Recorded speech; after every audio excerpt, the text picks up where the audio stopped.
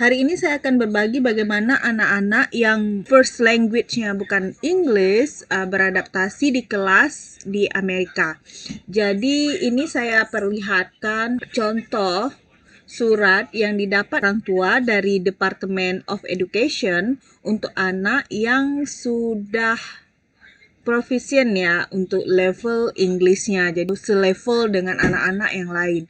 Tetapi jangan dipikir anak-anak kita ini dipisahkan dari teman-teman kelasnya. Jadi dia benar-benar nggak merasa kalau dia itu adalah anak yang tidak bisa berbahasa Inggris di sini. Jadi mereka benar-benar dilebur dengan teman-temannya. Tetapi ada kelas-kelas yang anak-anak itu diajak ke kelas yang lain untuk ada pelajaran khusus mereka sehingga sampai mereka bisa berbahasa Inggris, punya kemampuan berbahasa Inggris yang sama dengan teman-temannya.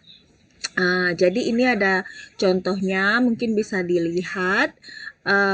Kalau misalnya Syarif di Spring 2022 bahasa Inggrisnya sudah dianggap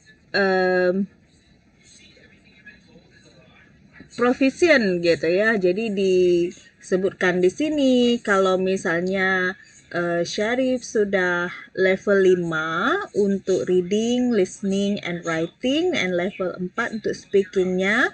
Dan di halaman selanjutnya, kita lihat halaman selanjutnya, disebutkan ya tadi reading, listening, and writing sudah level 5 ya.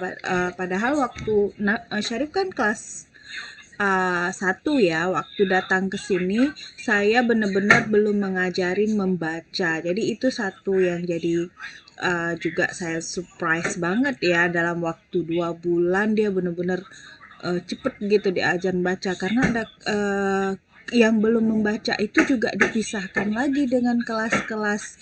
Misalnya ada kelas yang dia masuk ke kelas reading gitu, dia benar-benar nggak tahu kalau kawannya yang lain itu lebih bagus dari dia readingnya, karena nanti dia digabungkan dengan anak yang setingkat levelnya reading dengan dia gitu. Jadi dia benar-benar bisa dibilang enjoy lah ya, nggak minder gitu untuk kemampuan dia pada awal-awal masuk itu. Jadi dia biasa aja gitu. Dia masuk ke kelas reading yang kelas readingnya selevel dengan dia pada saat awal. Ketika dia sudah mendapat surat ini yang mengatakan kalau dia sudah selevel teman-teman yang lain, dia nggak perlu lagi masuk kelas-kelas lain. Jadi benar-benar masuk ke kelasnya, sudah nggak pindah lagi ke kelas reading, sudah nggak pindah lagi ke kelas ya yang perlu support gitu. Jadi dia benar-benar udah bergabung dengan teman sekelasnya. Jadi di sini ada teman saya, Mita Farma, yang juga akan berbagi bagaimana anaknya yang baru semester pertama di Amerika beradaptasi di kelasnya. Jadi kita langsung saja ya. Halo Mbak Mita, Nurmita ya? Iya. Saya cari profil Mbak Mita, jadinya Mita Farma. Iya, kalau di sosmed pakainya Mita Farma. Mita Farma ya, saya cari di profil Mbak di Aminef juga cari Mita Farma, kok ada, cari satu-satu, oh Nurmita. Nurmita. Oke, mungkin terima kasih sekali ya hari ini mau berbagi waktunya. Saya lihat memang postingan Mbak banyak sekali membahas tentang kegiatan anak-anak di sekolah yang mungkin yang bisa mengakses kan teman-teman Mbak Mita sendiri. Jadi mungkin kita saat ini saya berterima kasih sekali kita bisa sharing sama teman-teman saya juga yang ingin mungkin datang kemari untuk menyekolahkan anaknya di Amerika atau ya sebagai pemburu beasiswa dan juga akan membawa keluarganya dan anak-anaknya ke Amerika. Jadi mungkin Mbak Mita bisa sharing pengalamannya. Jadi mungkin Mbak Mita memperkenalkan diri dulu ya. Oh ya, boleh. Ya, kalau nama lengkap Nurmita. Kalau asal sebenarnya karena lahir dan tinggal di Samarinda, Kalimantan Timur. Mhm. Cuman Oh. suku dari Sulawesi, orang tua semua dari Sulawesi. Oh. Kemudian saat ini sedang menempuh PhD program ini hampir tahun kedua di Mhm. Auburn University, di Auburn, Alabama State. Mhm. Apalagi ya Mbak ya? Bidang jurusannya mungkin? Bidangnya, ya jadi di Auburn University itu fokusnya di Harrison School of Pharmacy, itu di Mhm. pharmaceutics. Pharmaceutics itu lebih ke teknologi farmasi, jadi pengembangan kosmetik, alat kesehatan, jadi arahnya ke sana, ke nanomedicine. Ini untuk bidang riset yang lagi saya jalani untuk program ini. Mhm. Mungkin disebutkan pendidikan S1 dan S2 sebelumnya di mana? S1 di Universitas Hasanuddin, Unhas, Makassar. Lanjut profesi apotekernya juga di sana. Kemudian Mhm. lanjut di ITB, Bandung, di Sekolah Farmasi. Mhm. Sekarang di Iya, sekarang di sini. Suaranya agak putus-putus ya Mbak? ya, putus-putus atau kenapa ya? Kenapa ya? Agak pecah gitu sekali-sekali. Oh iya. Ini Apa bagus. mesti pakai, apa karena kejauhan ya? Mungkin kalau Padahal lebih ini dekat. udah. Iya. Oke. Iya, mungkin nanti saya agak deket gini. Oke. Jadi tadi researchnya mengenai apa Mbak di program di Auburn University yang sekarang ini? Nanomedicine Mbak, nanomedicine untuk cancer. Oh wah. Mhm.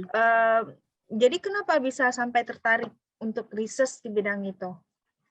Sebenarnya awalnya fokus ke bidang teknologi farmasi. Ya karena memang dari S1, S2 saya fokus ke skripsi dan bukan disertasi, tesis di sana, dan ngajarnya juga di Unmul, Universitas Mula Warman, itu juga ngajarnya di bidang itu. Nah, memang riset-riset yang sejak waktu sepanjang jadi dosen, arahnya memang ke arah sana, jadi ngambil bidang itu, nanomedicine. Nanomedicine. Enggak, maksudnya fokus nanomedicine itu saya kurang ngerti apa memang untuk cancer atau gimana?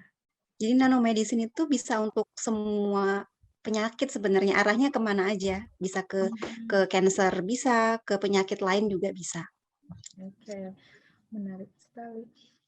Jadi ini kita langsung ke fokusnya, tapi sebelumnya kita bahas dulu Mbak sebagai Fulbrighter ya.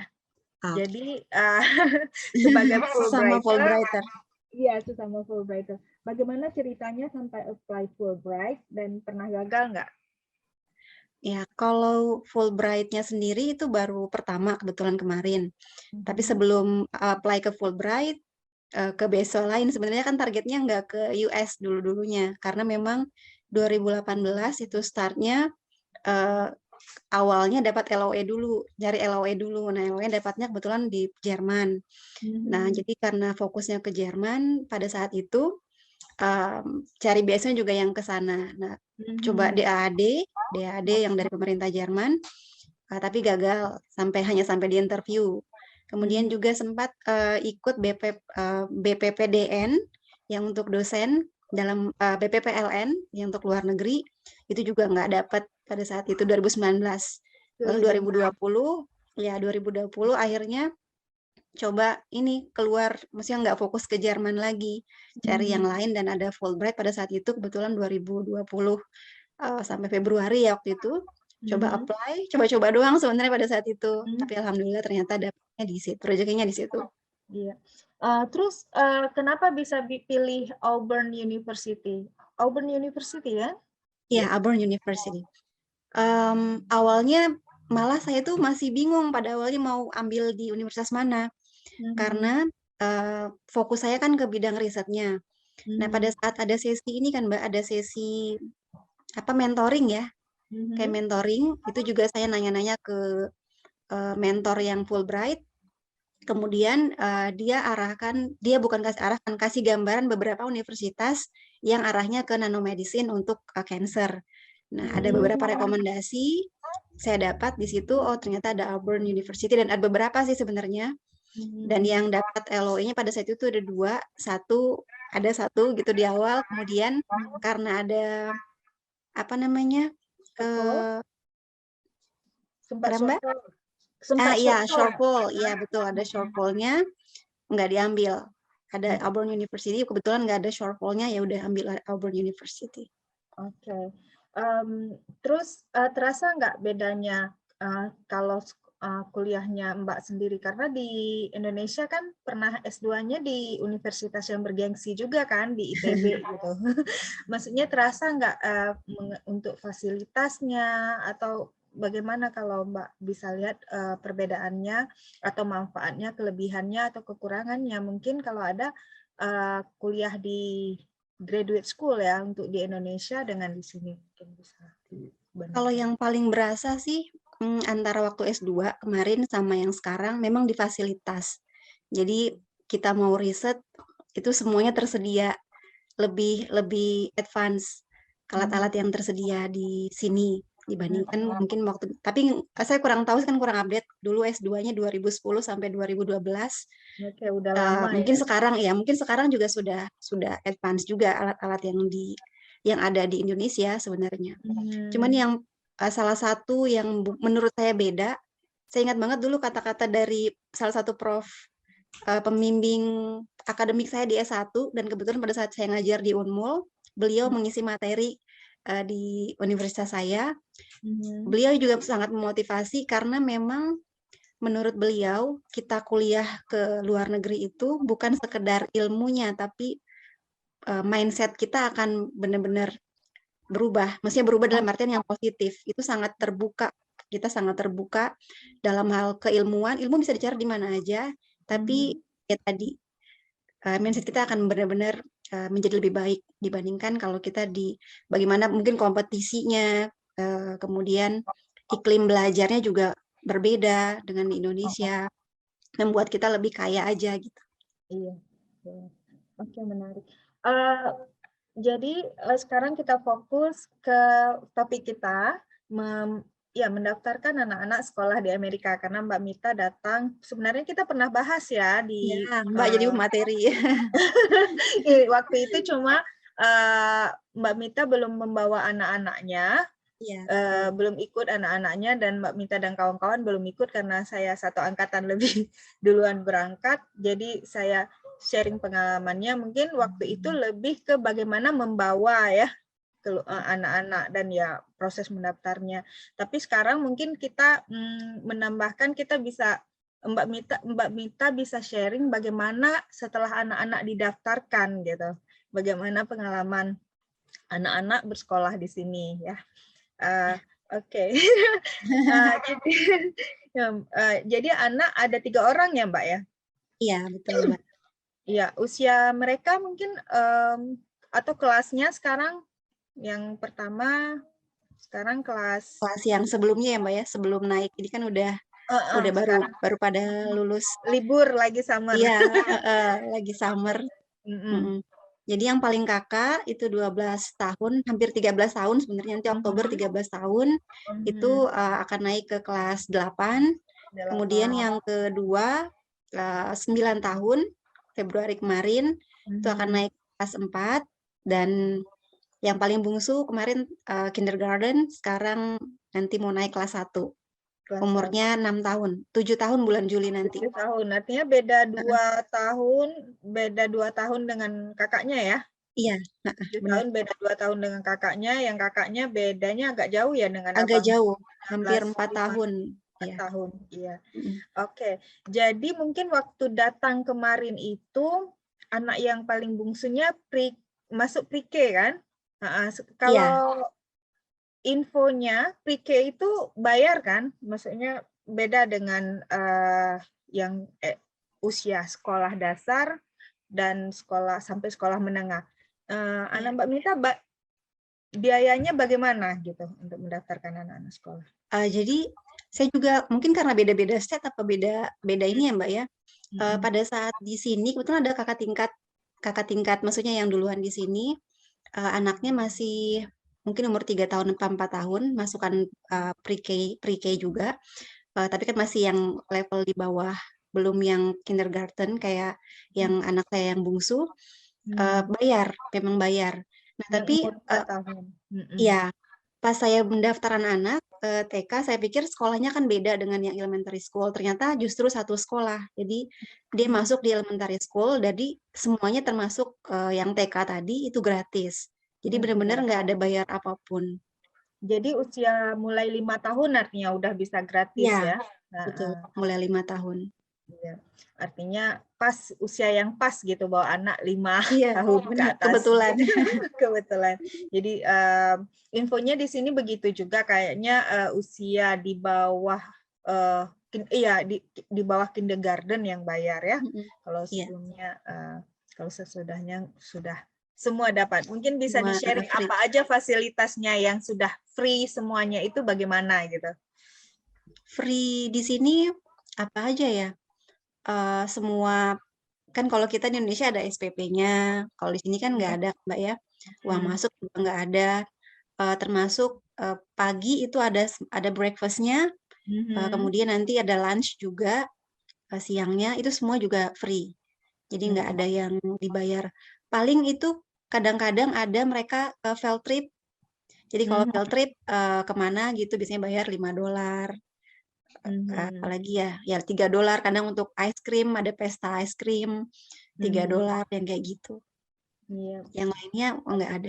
Buku semua Buku nggak ada ya. fasilitas Semuanya belajar sudah gratis.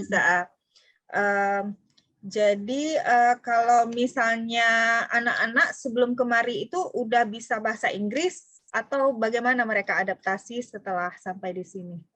ya itu juga kemarin kekhawatiran saya kan Mbak di awal karena memang tiga-tiganya kecuali yang paling kakak mungkin kalau yang adik yang kakak nggak terlalu lancar juga tapi paling nggak di antara tiga yang si kakak yang lumayan. Nah, yang dua ini bener-bener belajar pun nggak mau sebenarnya. Kalau misalkan di rumah dulu di Indonesia kita ini yuk apa ngobrol bahasa Inggris, belajar bahasa Inggris nggak mau. Di sekolah ada pelajaran juga kan yang kelas 3 tapi nggak mau aja gitu. Nonton misalnya kita pakai ini ya bahasa aslinya ya, bahasa Inggris nggak mau. Tapi setelah di sini alhamdulillah mungkin karena paparannya semuanya bahasa Inggris, temennya bahasa Inggris, ngobrolnya yang dibaca juga bahasa Inggris. Jadi lama-lama ya ini beradaptasi dan malah suka. Malah di rumah itu minta baca, ya baca malah semangat gitu. Ngobrol, tahu-tahu udah ngobrol sama adiknya sama kakaknya pakai bahasa Inggris. Udah Mungkin biasa karena aja ya. iya.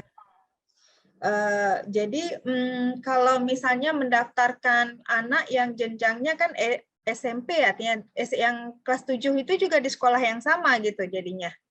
Sekolahnya beda-beda. Di sini, Beda-beda. iya di Auburn ini dia setiap sekolah itu ada paling banyak mungkin 3 kelas, maksudnya 3 grade. Jadi kayak misalkan di elementary school yang anak saya yang TK ini, di sekolahnya itu ada TK dan kelas 1. Nanti kelas 2 dan kelas 3 itu di sekolah yang berbeda lagi. Yang anak saya yang kedua itu cuma untuk kelas 3 sampai kelas 4. Nanti kelas 5 pindah lagi, beda sekolah lagi. Beda gitu. sekolah. Tapi diantar jemput sendiri atau pakai yellow bus, Mbak? Ya, pakai yellow bus kemarin. Karena kan waktu itu di awal belum punya mobil, terus juga akses ke sana. Sekolahnya lumayan jauh, lebih dari 1 mil. Ternyata eligible untuk apply yellow bus-nya. Jadi semuanya didaftarkan ke sana. Iya, menarik ya karena saya memang kayak gitu. Kalau misalnya di Cincinnati juga kayak gitu. Kalau misalnya kurang dari 1 mil nggak dapat fasilitas yellow bus yang waktu awalnya saya memang di perbatasan gitu, batasan 1 mil dari sekolah, jadi nggak dapat yellow bus, jadi agak jauh kita naik bus sendiri. Jadi saya memutuskan lebih karena gimana ya, lebih suka datang ke sekolah. Kadang kan kita volunteer gitu kan, pasti di sekolah betul. gitu kan. Ya, Mbak. Jadi saya cari apartemen yang lebih dekat memang. Jadi memang nggak dapat yellow bus, tapi kita antar jemput. Iya. Oke. Jadi gimana anak-anak artinya menikmati banget nih ya naik yellow bus setiap paginya menikmati banget ya. Iya, justru malah iya. Ini aja sekarang meskipun udah punya kendaraan, Ya tetap Mhm. semangat, karena teman-temannya juga kan beda-beda sekolah, ada di bus Beda-beda yang sekolah. sama ya. Jadi Mhm. tambah banyak teman, kayak Mhm. happy aja gitu, naik bus pagi-pagi, pulang lagi Pagi-pagi. bareng-bareng teman-teman. Diantar ke stopan bus aja ya? Jadi sebenarnya di alamat kita diantarnya. Tapi Mhm. karena ini, kalau arah rumah saya, apartemen kami ini, dia pas arahnya itu di samping. Dia nggak lewat di depan apartemen kami, Mhm. dia pas di Mhm. samping. Oh gitu. Jadi memang ditunggu di samping sekolah atau memang masuk sendiri gitu anak-anaknya? Masuk sendiri. Kalau di Masuk awal, sendiri ya? sepekan pertama itu ditunggu. Jadi pakai nama mereka bukan nama mereka, nama gurunya itu ditempel di dada mereka gitu, di kertas. Mhm. Jadi pada saat turun dari bus itu langsung dijemput sama guru yang ada di sana, Oh, ke sekolahnya. di Kalau sekolahnya. di rumahnya Mbak nunggu di rumah atau Oh, nunggu di tempat berangkat tadi turunnya? juga, di Heeh. samping rumah itu tadi, di samping. Oh, nunggu di situ. Heeh, Iya. iya, Ah, jadi ini jadi anaknya kan range umurnya lumayan bisa dibilang deket ya, tapi kelasnya kan udah beda-beda banget itu. Terasa iya. nggak misalnya khususnya pelajaran kayak matematik gitu untuk anak yang kindergarten dengan anak yang kelas 3 ya, dengan yang SMP kewajiban buat tugasnya itu gimana? Terasa nggak bedanya? Sejauh ini kalau yang elementary school nih Mbak, termasuk yang TK ini, yang kindergarten itu PR hampir nggak ada. Kalaupun ada PR itu PR yang eh, bukan PR sih, kayak tugas Mm-mm, yang sudah dikerjakan juga sih sebagian. Nanti mungkin mm-mm. dilanjutkan di rumah. Dilanjutkan di Kemudian nanti rumah. nggak wajib juga sebenarnya Nggak dikumpul. wajib. Mm-mm. Nggak wajib dikumpul, cuman untuk sekedar tahu, termasuk matematika. Mhm, Kebetulan ini yang kelas 3 kemarin itu mhm, emang kebetulan mungkin gurunya bagus kali menjelaskan ya. Dulu mhm, waktu Indonesia yang kelas 3 anak saya yang kelas 3 ini benar-benar nggak terlalu suka dengan matematika pun. Kayaknya mhm, susah, susah banget. Tapi pas di sini justru sama gurunya itu kayak mungkin diapresiasi banget kalau bisa gitu. Jadi diapresiasi justru banget. lebih semangat ngerjakan Mhm, apa-apa di matematika. mhm. Jadi PR-nya udah mulai wajib nggak kalau kelas 3 itu? Kalau kelas 3 sejauh ini kan ini baru 5 bulanan ya Mbak, kemarin masuknya kan semester pas mereka sudah masuk spring Mhm, semester. Nggak ada sih, paling enggak. tugas-tugas yang tadi saya bilang, setengah tugas Mhm, yang dikerjakan di sekolah, dilanjutkan, heeh. dilanjutkan di rumah. Ya, apa Jadi mungkin karena kalau asumsi saya sih Mbak, mungkin karena mereka kan masih ISL, masih kelas, apa namanya, perbantu untuk bahasa Inggrisnya. Ada ISL kelas yang, mhm, kelas 3 sama yang TK. Jadi mungkin mmm, tugas-tugas itu kebanyakan dijelaskan langsung di sekolah, kemudian mhm, mereka kerjakan. Nanti di rumah sisa menyelesaikan sebagian aja. oke, iya iya Kemungkinan iya, seperti itu. Belum tahu mhm. nanti kalau yang ini, nanti sudah Setelah full iya 1 semester.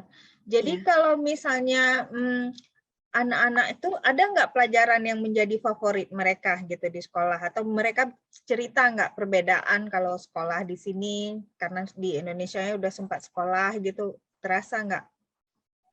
Selain Kayaknya tadi yang Mbak berasa bilang mhm, matematik itu kan jadi suka, jadi gimana? yang kebanyakan yang beda banget ya Mbak, di sini kebanyakan main. Di sini lebih Main, banyak heeh, iya, mhm, jadi semuanya bentuknya hampir ini yang elementary school, mhm, eee, sebagian besar itu bentuknya dalam bentuk permainan gitu, permainan. Jadi, mhm, mungkin mereka nggak terlalu berasa ininya, nggak terlalu berasa, apa namanya, sekolahnya, dalam tanda kutip "sekolahnya". mhm, mhm, Itu mungkin bedanya. Kalau yang apalagi yang TK kan, kalau TK memang rata-rata sih gitu ya. Dulu kebetulan di mhm, Indonesia 6 bulan kan 6 bulan di Indonesia TK-nya, kemudian 6 bulan mhm, lagi di sini. Ya karena masih dulu online, online cuman tugasnya memang lumayan lumayan karena kan bentuknya online, mhm, hampir setiap hari ada yang dikerjakan, tugas yang iya dikerjakan. iya, mhm, Di sini aktivitasnya kebanyakan memang main, field mhm. trip, kemudian apalagi ya, ya kebanyakan game-game gitu. Iya, bermain dari permainan gitu, belajar Iya, dari belajar bermain dari gitu ya. mhm, Heeh. iya. Mungkin ada nggak mereka cerita, maksudnya gimana, belajar sambil bermain itu kalau pelajaran apa aja atau semua pelajaran gitu? kayaknya hampir semua pelajaran yang diceritakan mereka ya, Mbak. Mm-mm. Untuk kalau yang TK, kayaknya semuanya main deh. Mm-mm. Semuanya main. Paling kalau saya baca report akhirnya kemarin, itu kan ada bundelan ininya jurnal, Mm-mm. jurnalnya mereka bawa, itu kan yang harian mereka kerjakan, kayak itu Mm-mm. semuanya menggambar, apalagi ya, misalkan perkenalan diri tapi dalam bentuk gambar, ada Mm-mm. tulisan tapi ada banyak kan gambarnya. Setiap hari Keluarga, itu, gambar keluarga, gambar ayah, ya, ibu, iya, nanti ya. lagu-lagu yang dibawa pulang kan, lagu baru atau Mm-mm. buku cerita baru. Mm-mm. Kalau yang kelas 3 gimana Mbak bermainnya mungkin proses Yang belajar kelas dan 3 memang kalau dibandingkan sama yang waktu dia di Indonesia, emang di sini lebih, mungkin karena pelajaran juga sedikit, lebih sedikit dibandingkan yang Mm-mm. di Indonesia. Apalagi kan di Mm-mm. Indonesia dulu kebetulan sekolah SDIT. Jadi kan mungkin Mm-mm. agak lebih banyak pelajarannya dibandingkan di sini lebih sedikit. Kemudian juga banyakkan bentuknya permainan yang mungkin lebih menarik menurut mereka. Jadi Mm-mm. nggak terlalu apa ya? Pressure-nya berkurang Iya, gitu ya. betul. Jadi Pressure-nya juga nggak betul-betul terlalu tinggi. masuk yang mereka pelajari. Ya, Iya, ini mungkin ya kalau misalnya saya lihat si adik gitu, per semester itu bisa cuma satu topik gitu fokusnya, tapi untuk semua gitu. iya Jadi betul.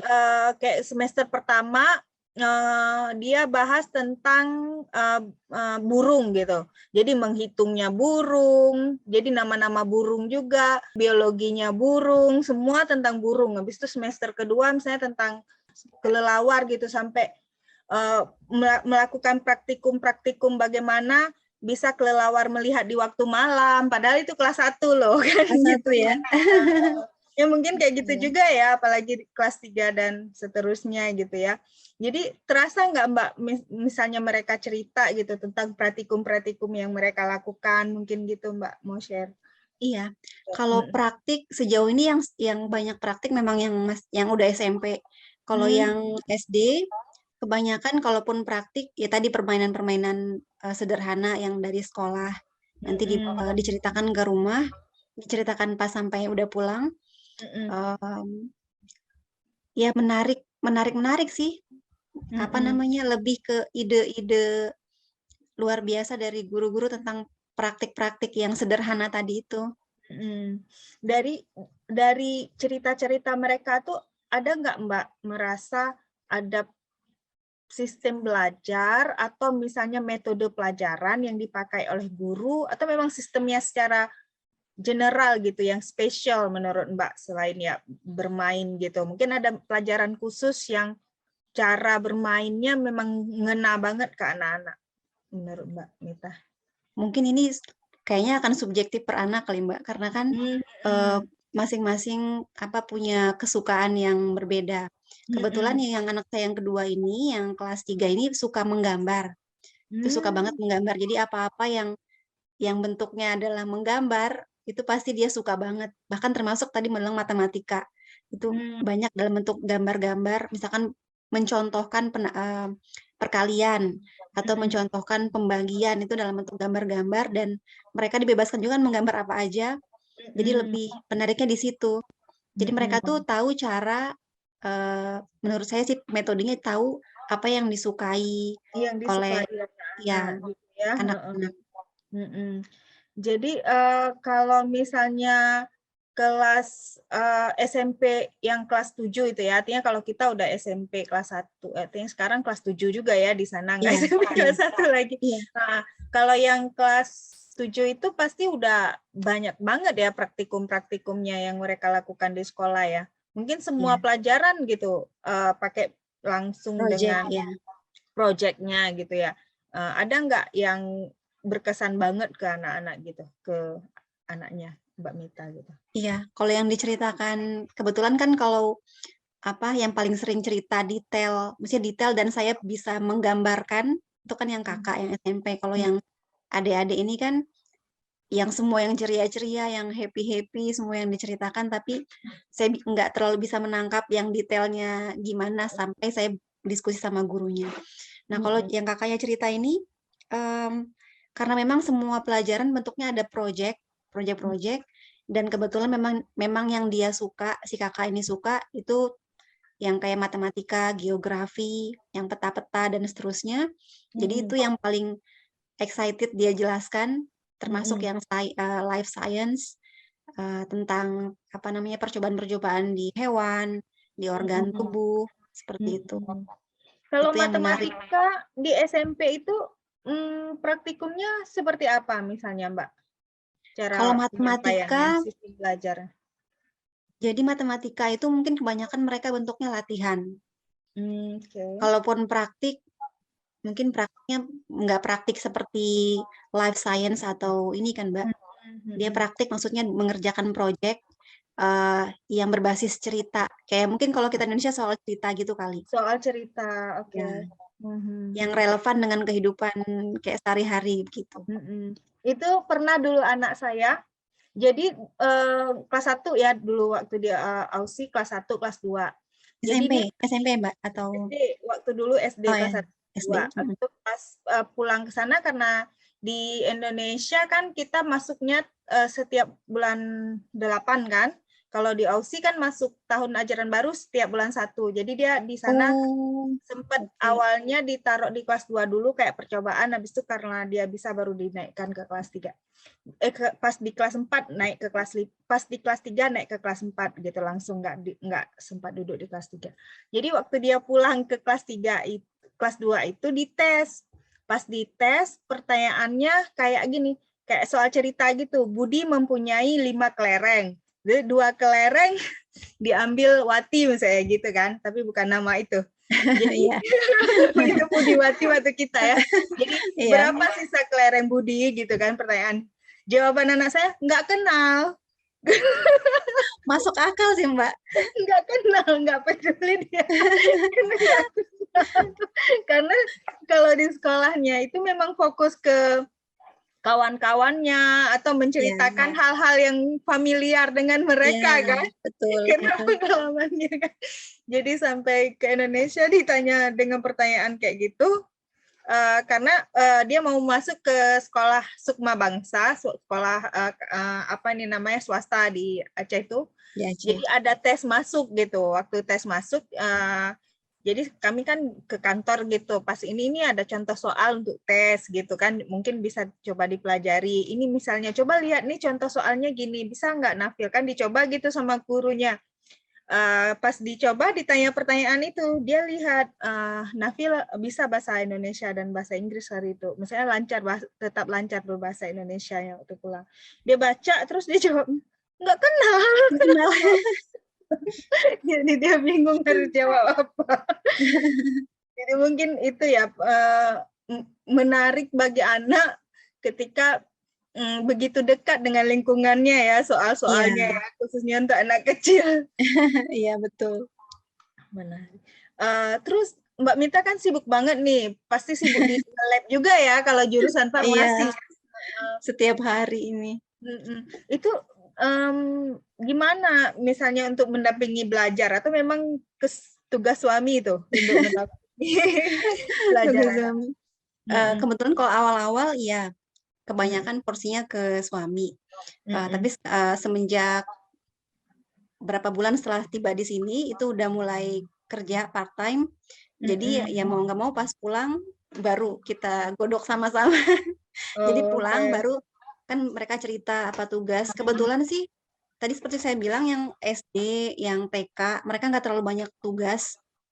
Paling kalau pulang menceritakan progresnya apa aja, apa yang dikerjakan, apa kadang-kadang bawa info. Plus juga kita punya komunikasi langsung dengan guru kan, guru apa namanya teacher ininya homeroomnya. Kelas dojo. Iya, semuanya sih yang semuanya ada kontak dengan gurunya. Jadi selalu kita diupdate apa persiapan untuk misalkan pekan ini akan ada kegiatan apa atau persiapan yang dibawa apa. Kalau tugas-tugas karena memang jarang, ya saya bilang tadi hampir nggak ada yang TK sama SD. Kalau yang SMP si kakak ya karena memang dia suka tugas PR itu dikerjakan duluan di sekolah. Jadi di sekolah itu Mm-mm. udah dikerjakan duluan, Memang jadi rajin pulang semangat ya. iya, kebiasaannya sendiri Karena dari mungkin waktu di waktu Indonesia. di sana kan pressure-nya banyak nih PR-nya gitu kan. Mungkin Heeh. mungkin, Mbak. Mm-mm. Jadi kalau pulang itu udah nggak ada tugas, paling kita nanya, "Kakak ada PR?" "Ada, tapi sudah dikerjakan." "Tadi belajar apa?" "Ini." Dia ceritakan pelajarannya di sekolah tadi Mm-mm. apa. "Besok ini jadwalnya ini, pelajarannya tentang ini." Udah gitu doang. Iya, Jadi nggak karena terlalu PR-nya juga kayak apa ya? Maksudnya terjangkau, bukan terjangkau ya. Nggak banyak gitu, tapi benar-benar iya, porsinya tuh dimengerti gitu. Nggak ada soal yang tolong kerjakan halaman 15 sampai halaman 30. Nggak seperti itu. Paling kan iya pilih betul. beberapa soal yang memang related dengan yang dipelajari hari ini, 5, 4 Iya. soal gitu ya. Yang SMA saya lihat nafilnya kayak Oke. gitu juga. Terus misalnya mengarang juga, porsi mengarangnya masih terjangkau untuk dikerjakan gitu ya, nggak Iya. harus Apa anak-anak. mungkin ini, Mbak, ya, karena Hmm. mungkin kalau saya asumsi karena yang SMP kan pelajarannya setiap hari sama. Jadi kayaknya Mm-mm. porsi untuk mengerjakan pemberian tugas atau PR itu nggak terlalu banyak karena besoknya akan ada pelajaran yang sama. Kayaknya Iya. juga mereka pertimbangkan pulangnya juga sore. Kayaknya kalau tugas Mm-mm. terlalu banyak nggak mungkin gitu. Kecuali Mm-mm. proyek yang kelompok yang mungkin per minggu, nah Hmm. mungkin.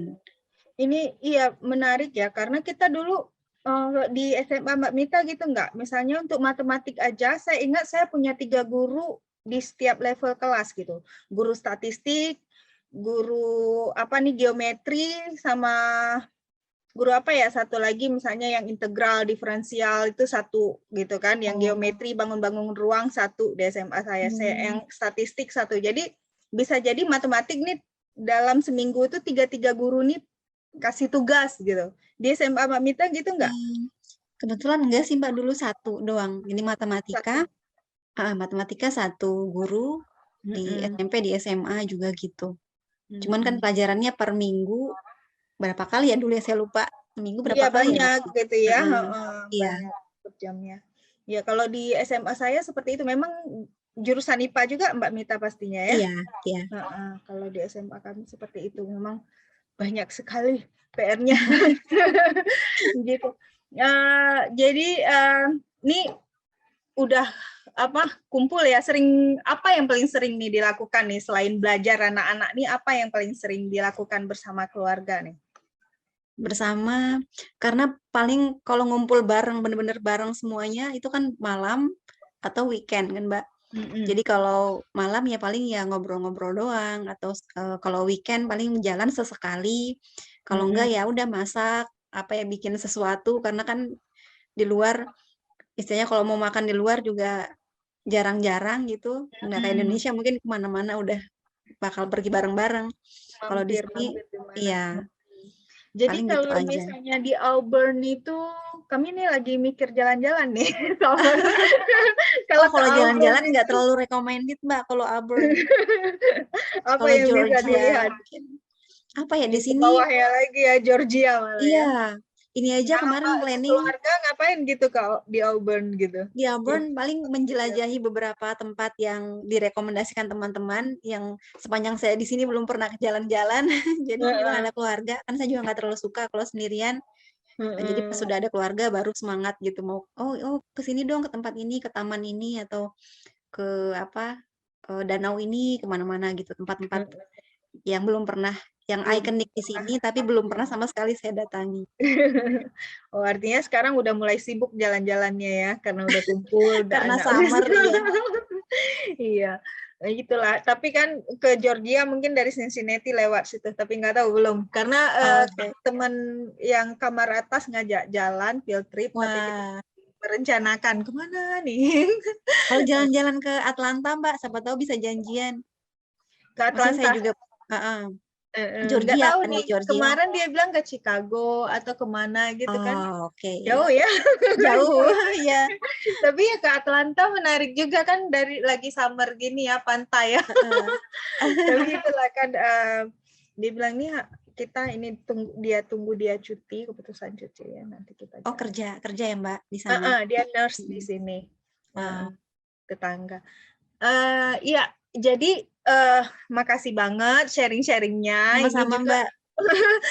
karena mungkin teman-teman ini ya Mbak Mita juga punya channel YouTube yang Mbak Mita berbagi ya, mungkin bisa cerita channel Mbak Mita itu tentang apa ya? Ya, sebenarnya itu channel, entahlah itu channel apa, kan dibuat udah lama, Mbak.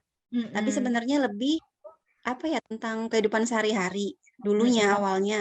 Setelah itu karena jarang dipakai juga, terus kadang diisi dengan bahan ajar. Jadi bukan yang channel YouTube yang spesifik. Mas campur, tapi lebih ke bahan kuliah farmasi ya mungkin ya. Iya, iya, Mita Farma ya, saya sempat iya. lihat Mita Farma, saya banyak bahan kuliah farmasi. Mungkin buat teman-teman yang tertarik ke farmasi ya, jadi bisa coba lihat-lihat kelas online-nya Mbak Mita. Untuk mahasiswa sih kebanyakan. Makasih Mbak Mita, kita Sama-sama, tutup Mbak ya. Yeni. Kita ini dulu, bye-bye. Semoga bisa ketemu offline ya, Mbak. Iya, nanti kita rencanakan. Saya masih ngomong Chicago karena kan tadi kan lihat-lihat profil-profil daerah yang mau kita datangi. Sempat juga kepikir Florida. Pertama kepikiran kita New Ya. York. Habis itu kawannya tuh bilang kalau musim ini nggak enak ke New York. Katanya enak Kenapa, ke Mbak? New York. Itu katanya kalau lagi kayak gini dia panas, berdebu, kotor. Oh iya, oke. Enaknya katanya Oktober gitu. Oh, oke. Kan diajaknya ke daerah pantai gitu. Jadi kan lihat Florida gitu juga kan memang Iya. kan. Tetapi begitu lihat-lihat Florida, Pak Mukson sama Pak Roni bilang mau ke Chicago yang letting saya di Oh, saya coba lihat Michigan, Chicago kayak kok enak ke Chicago ya. Bilang, Chicago aja jadi masih ini. Chicago lagi 5 jam. Kalau ke oh dari Jerman Cincinnati. 12 jam. 12 Oh, jam. oke. Jadi kayak jangan lama-lama kali dulu. Yang Iya. masih mikir-mikir. Ya, makasih Mbak Mita ya. Iya, Kita ini. sama-sama, Mbak Yeni. Assalamualaikum. Waalaikumsalam warahmatullahi